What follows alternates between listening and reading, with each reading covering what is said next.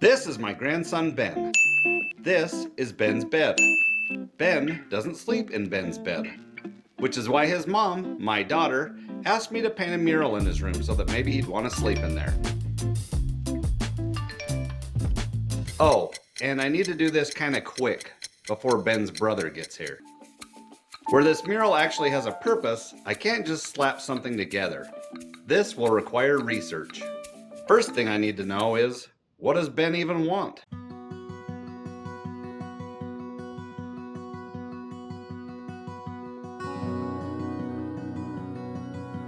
Ben is obsessed with dinosaurs.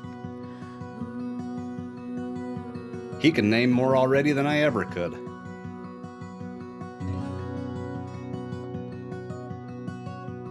Now that I have the subject matter, it's time to think about design. I don't want to go too realistic because that might scare Ben. I also don't want to go too cartoony because I don't want it to feel childish as he gets older. So I need to design something somewhere in the middle. I used Ben's sheets for inspiration in tying the room together. I wanted to take a single color from his sheets and then build from there, and this orange and yellow really jumped out at me.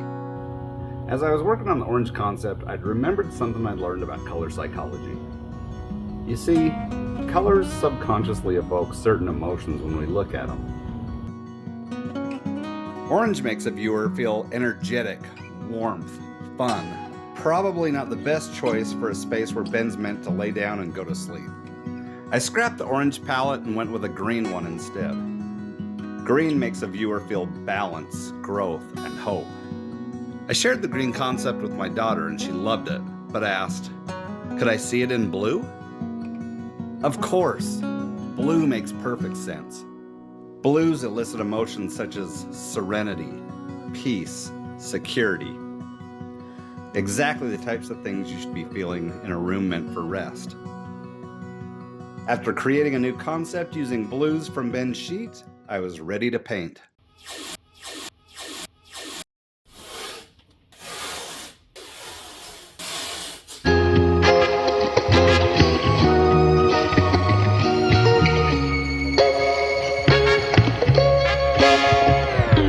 Once I've prepped the wall, it's time to scale up my artwork. Take it from tablet size to wall size. I do this using a doodle grid. If you don't know what a doodle grid is or how it works, it's simply this. I doodle all over the wall, take a picture of the wall, bring it into Procreate, throw my artwork over this picture, turn down the opacity on the artwork, and now I can see exactly which element should be placed where on this wall.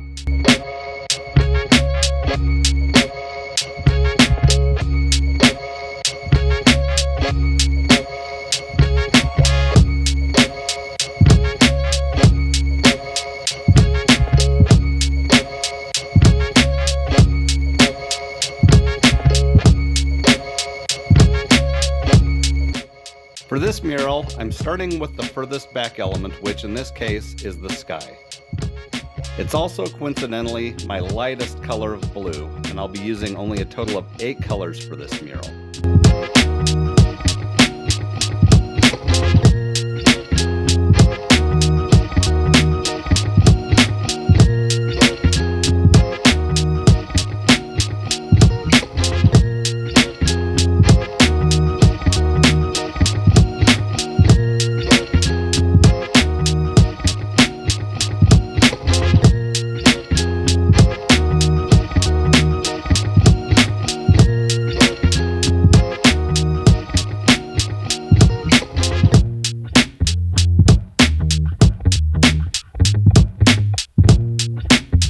To help me make the moon, or any perfect circle, I just have a string tied to a nail. I place it in the center of where my circle is going to be. The other end of that string, I tie off a Posca marker. Then I just keep the string tight and go slowly around to make my perfect circle.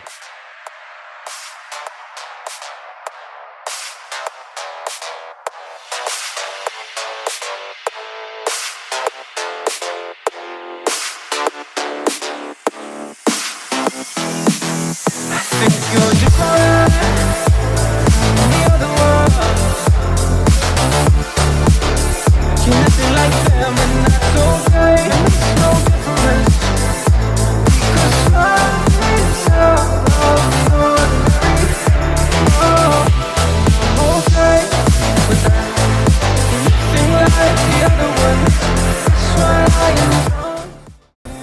can't always see this in the video, but sometimes I'll use chalk and just sketch out an element before I paint.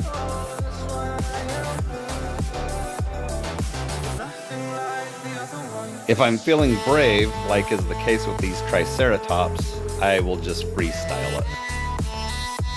This is a little easier to do on smaller elements because if I mess it up, it's not too terrible to correct it.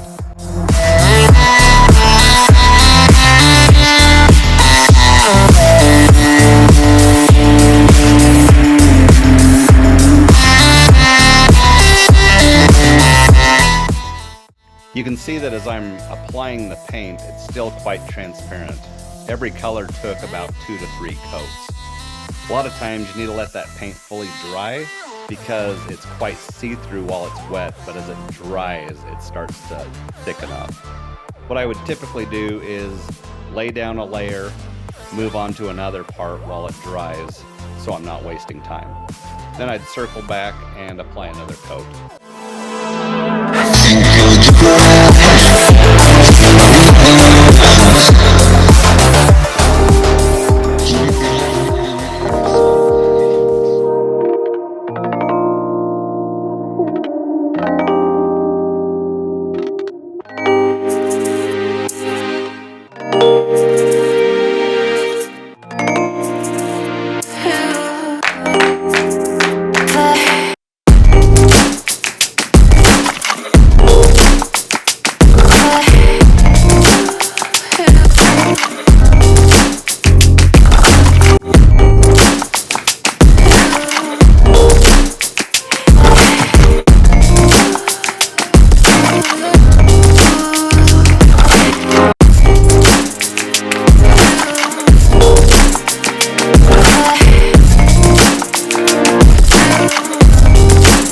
Now the dinosaurs I used for this mural were deliberate, as Ben told me specifically what his favorite ones were, so I made sure to include those in the mural.